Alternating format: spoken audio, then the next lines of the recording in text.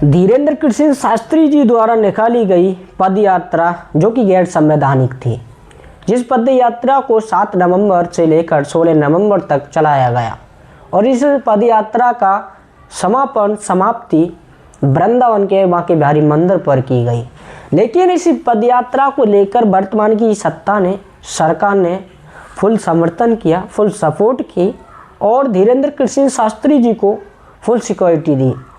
लेकिन जब किसी भी देश की सत्ता गैर संवैधानिक रूप से होने वाले कार्यों पर पूर्ण रूप से समर्थन देने का काम करे तो मैं आपको बता देना चाहूँगा, इस देश के अंदर धर्म के नाम पर राजनीति हो रही है। जब किसी भी देश के अंदर धर्म के नाम पर राजनीति होती है तो उस देश के अंदर बहुत बड़े स्तर पर माहौल बिगड़ने की संभावना होती है। याद रखना, अगर इस देश के अंदर सभी धर्मों के व्यक्ति, सभी धर्मों के मुखिया अपने अपने धर्म को लेकर इस देश को एक राष्ट्र की मांग करने के लिए अपनी पदयात्रा निकालने का काम करें तो इस देश के अंदर सत्ता को संभालने वाले लोगों के पैरों से जमीन हट जाएगी। याद रखना, अगर इस देश के अंदर एक धर्म को लेकर किसी भी तरह से गैर संवैधानिक रूप से देश की सत्ता साथ देती है तो इस देश के अंदर माहौल बहुत बड़े स्तर पर बिगड़ने का काम हो सकता है। याद रखना, माहौल बहुत बड़े स्तर पर बिगड़ सकता है। याद रखना, इस देश के अंदर धर्मों के नाम पर रोटी सेकने वाले व्यक्ति इस देश की राजनीति को बहुत बड़े स्तर पर गंदी करने का काम कर रहे हैं, गंद फैलाने का काम कर रहे हैं। जब इस देश के अंदर किसी भी ब्लास्ट की बात आती है, जैसे कि Pulwama blast, Pahalgam blast, Delhi blast, जब इस देश के अंदर ऐसे धमाके होते हैं लेकिन ऐसे बाबाओं की पर्ची फिर कहाँ छुप जाती हैं जो कि इस देश की जनता का भविष्य बताने का काम करते हैं।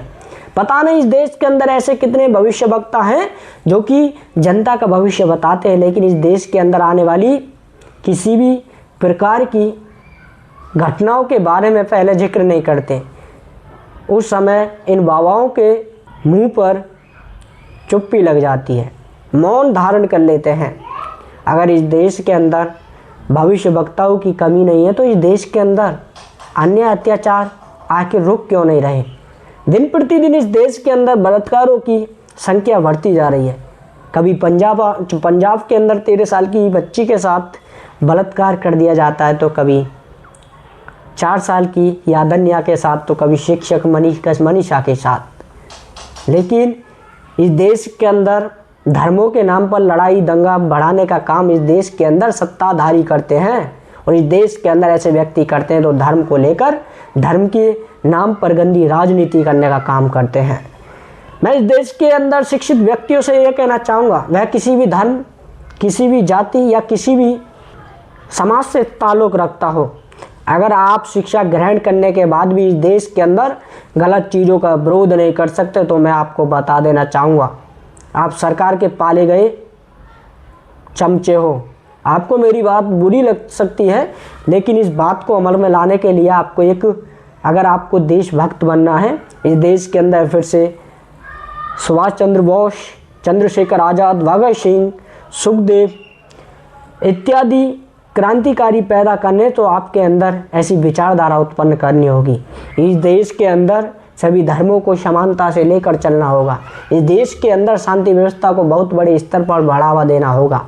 अगर इस देश के अंदर गैर संवैधानिक रूप से होने वाली यात्राओं को आप बड़े स्तर पर बढ़ा चढ़ाकर साथ देने का काम करेंगे तो मैं आपको बता देना चाहूँगा, आने वाले समय में आप 2 वक्त का निवाला नहीं खा सकते। याद रखना, इस देश के अंदर कोई भी देश हो, जब किसी भी देश की सत्ता तानाशाही रूप ले लेती है तो जनता के पास एक ही ऑप्शन होता है, या तो मरो या मारो। और सबसे बड़ा एग्जाम्पल है नेपाल के अंदर युवाओं ने पार्लियामेंट में आग लगा दी, उस देश के संसद भवन में आग लगा दी और इस देश के अंदर से जो सत्ताधारी से उन्होंने अपना पहले ही जुगाड़ बना लिया था भागने का, विदेश में जाकर शिफ्ट हो गए। तो इसी तरह से अपने भारत देश की ऐसी कोई भी कंडीशन ना बने, आप इससे पहले सुधर जाएंगे तो अच्छा रहेगा। और इस देश के अंदर बहुत बड़े स्तर पर पाखंडवाद बहुत फैल रहा है। मैं आपको ये भी क्लियर कर देना चाहूँगा, कोई भी व्यक्ति हो, किसी भी धर्म का हो, किसी भी जाति से बिलोंग करता हो या किसी भी समाज से हो, एक शिक्षित व्यक्ति का फर्ज होता है इस देश के अंदर गलत कामों को रोकना, अन्याय के खिलाफ आवाज़ उठाना। और मैं आपको ये भी बता देना चाहूँगा, पाखंडवाद का विरोध करना हमारा कानूनन अधिकार है। आर्टिकल 51A में हमें लॉक किया गया है कि हम पाखंडवाद के खिलाफ आवाज़ उठा सकते हैं और हमारा सबसे पहला कर्तव्य यही है कि इस देश के अंदर पाखंडवाद को ख़त्म करते हुए इस देश के अंदर एक वैज्ञानिक दृष्टिकोण से इस देश को आगे बढ़ाया जाए।